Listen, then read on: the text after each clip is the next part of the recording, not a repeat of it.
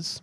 Mm-hmm. And Jimmy John's, it turns out, is now under congressional scrutiny, if nothing else, because they're making all of their workers, not just their executives, even the low-wage workers, sign non-compete agreements, and that would prohibit them from working at another restaurant that sells sandwiches within 3 miles for 2 years. I didn't know that there was that much competition for sandwich shops, but some people are saying this looks more like bullying under the color of the law, and it's inconsistent.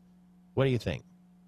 Well, I think if the story that the Huffington Post reported is true, it's just plain stupid is what it is, because you had some high-priced lawyers sitting around with some very high-priced management around a conference table, and somebody came up with this horrific idea, and they all started patting themselves on the back, and like you said, we're talking about kids who are earning minimum wage and now under threat of covenant not to compete.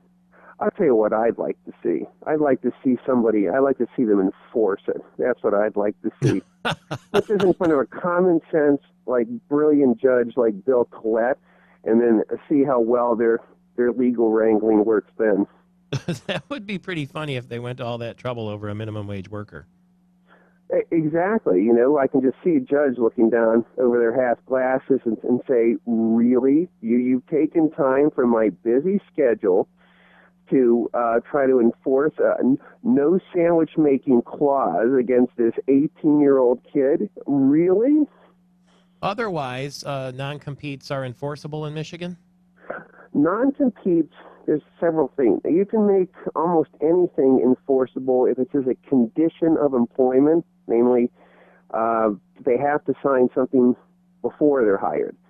If somebody is already hired, you have to support it with some type of money, some type of consideration.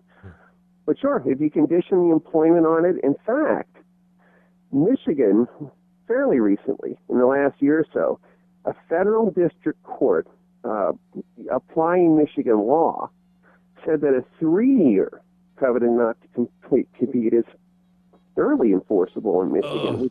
Well, we were on the short end of that stick, as you recall. But Jimmy John's workers, come on.